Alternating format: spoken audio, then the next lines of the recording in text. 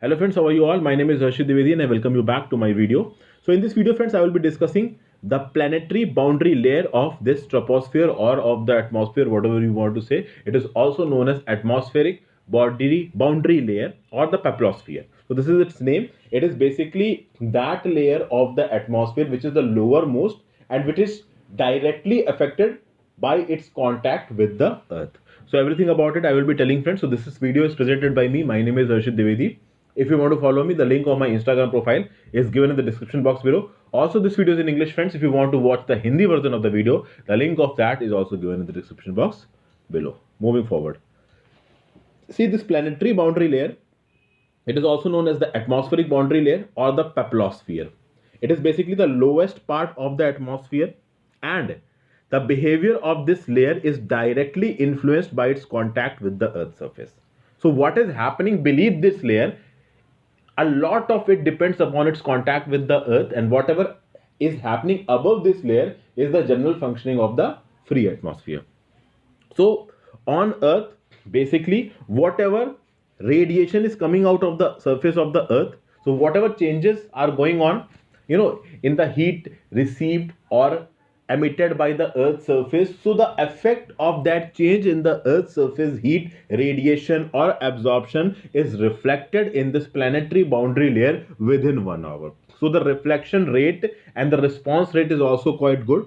So a lot of physical quantities affect this planetary boundary layer. For example, the flow velocity of the air, the temperature in the planetary boundary layer, the moisture, also the fluctuation which is known as the turbulence, and the vertical mixing. This vertical mixing is also responsible for the dispersion of the pollutants throughout the atmosphere. So above this planet, whatever is happening is below this planetary boundary layer. When we go to the top of this planetary boundary layer, then free atmosphere comes, and in this free atmosphere the wind is flowing parallel. The wind is geostrophic. Now what is this geostrophic, friends? Geostrophic means that the wind is flowing parallel to the isobars. And why it is flowing parallel to the isobars? Because of this geostrophic balance between the Coriolis force and the pressure gradient force. Now don't go in these physics, because when we combine this physics with atmospheric studies and a lot of other things, then this thing comes into play. So that is not the domain of this topic. You just need to know that above this planetary boundary layer or peplosphere or atmosphere boundary layer, the wind is flowing parallel to the isobars and it is geostrophic. But below it, a lot depends upon the radiative capacity of the earth. What is happening, how much radiation the earth is going on, a lot will depend on it. Now see friends, this is a photograph, you can say, which is taken from a helicopter or a descending or ascending aircraft, whichever it is. Now what is happening, in between the aircraft and in between the surface of the earth, there is the planetary boundary layer, the peplosphere. So what is happening, you can see that the light which is, this is basically the scene of Germany, Berlin, I think. Okay, now that doesn't is very important that which city is this. You just see that the light which is coming to us, it is actually a little bit dispersed, a little bit scattered. It is not very much clear. Now, why is this happening? This is happening because of the presence of pollutants present below this planetary boundary layer. So, a lot of pollutants are present below this planetary boundary layer, and because of that pollutants, the light which is coming from the Earth's surface is getting dispersed, scattered, and when it is going to reach our eyes, it is not very much clear cut. So, this is not because somebody has a weak eyesight. This type of view can come when somebody has a weak eyesight, say minus 0.5 to minus 1.5. But this is not, this is a view from a perfect eyesight. And this is happening because the pollutants below the planetary boundary layer is causing this dispersion. This is basically a sort of effect of the planetary boundary layer.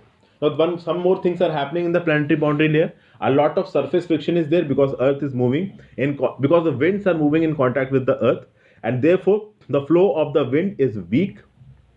Also, friends, what happens that near the surface the winds are encountering a lot of obstacles. They can be the geological landforms, mountains, elevated structures, and also buildings and other human made structures.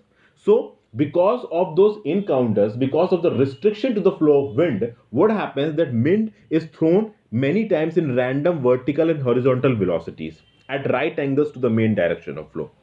So this causes a lot of turbulence, and because of this turbulence, random occurrence of wind in this planetary boundary layer occurs, and because of this random occurrence, a lot of vertical mixing is taking place. horizontally and also vertically.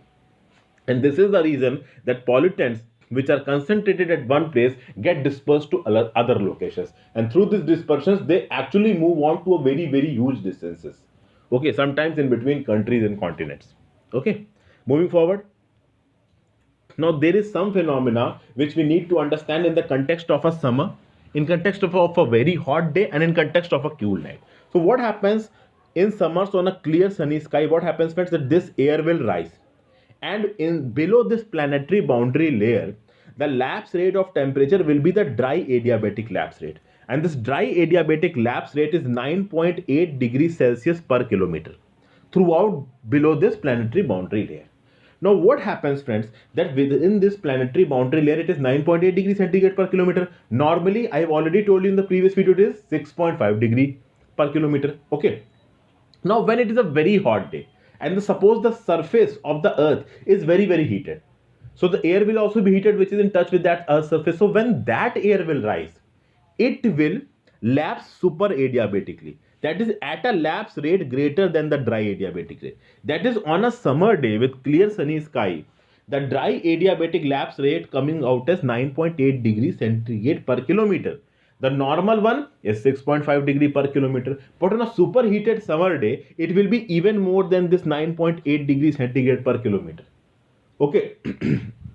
So what is happening, that when the rate of temperature decrease with height exceeds the adiabatic lapse rate for a region of the atmosphere, turbulence is generated, friends. So what is happening, that on an extremely hot day, the environmental lapse rate is even greater than the adiabatic lapse rate. The dry adiabatic lapse rate should be 9.8 degree centigrade per kilometer. But when it is a superheated day, the air is also superheated. So in that case, its lapse rate will be super adiabatic. That is even more than 9.8 degrees centigrade per kilometer. So in that case, turbulence is bound to occur. The turbulence is bound to occur, and that turbulence is responsible for a lot of things happening inside this planetary boundary layer. Okay, so the simple concept is that the normal lapse rate is 6.5 degrees centigrade per kilometer, that I have discussed in the previous video.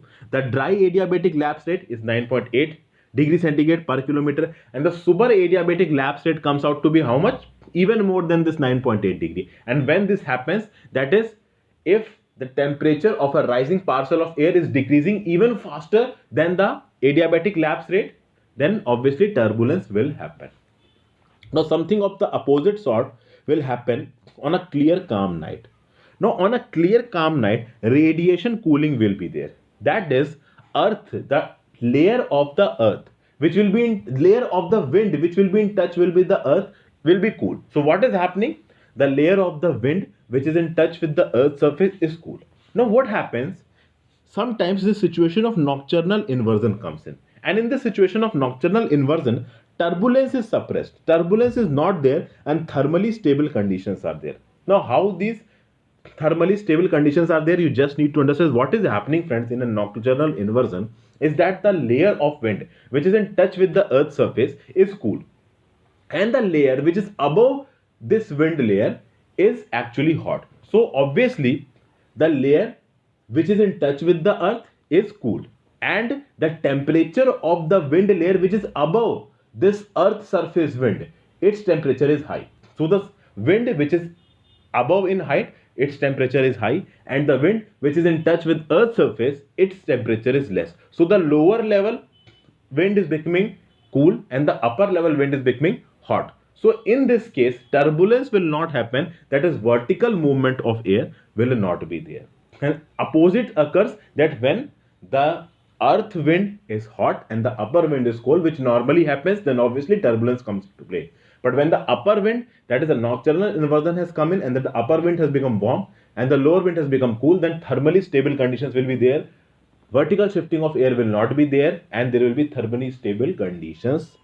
Minimized will be the turbulence. Okay, so this is the concept behind this thing, friends. I hope a slight about of this idea about this peplosphere, that is atmospheric boundary layer or this planetary boundary layer, you have got a slight idea about this, friends. Okay, so I hope this video was liked by you. If it was really liked by you, friends, If you are not comfortable in English, kindly you can go and watch the Hindi version of the video also. The link in the description box below. Also friends, please subscribe to this channel, like this video, share this video with more and more of your friends who are dealing with similar type of content, who want to see similar type of content, who are preparing for exams or for their general understanding also. So thank you for watching this video friends. Keep studying and please keep commenting and telling me that how you're liking this video so that I can improve myself consistently. So goodbye, take care.